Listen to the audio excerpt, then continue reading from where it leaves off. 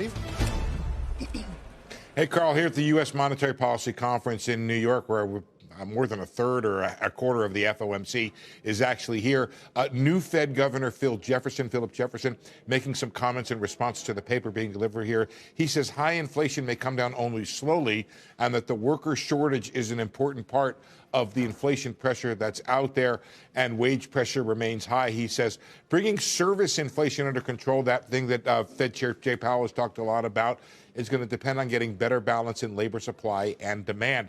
Recent data, he says, suggests that labor compensation has started to decelerate, but only somewhat. Finally, inflationary forces, he says, are going to be a mix right now of temporary and longer-lasting elements. His comments seem pretty well timed after that PCE price index, the Fed's preferred inflation indicator, coming out hotter than expected, a tenth more on the headline, 2/10 more on the core, and the year-over-year core rate 3/10 higher than the expectation, 4.7, so going the wrong way.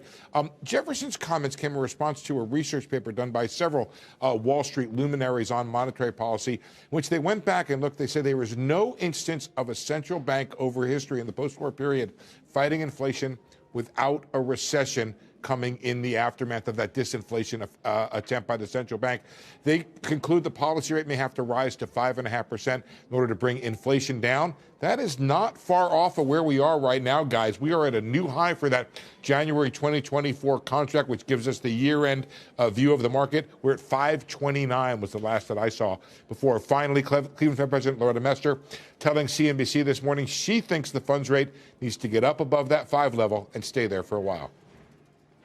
I'm on the record saying that at the last meeting, I saw a good economic case for doing 50 because my view of the outlook hadn't changed, and I do believe we're going to have to move our policy rate above 5%, and a 50 at the last meeting would have brought the top of our target range to 5%. So I'll wrap it all up for you in one bow here. So all the Fed speak and the data point in one direction, higher rates for longer. Any pivot, guys, far off on the horizon.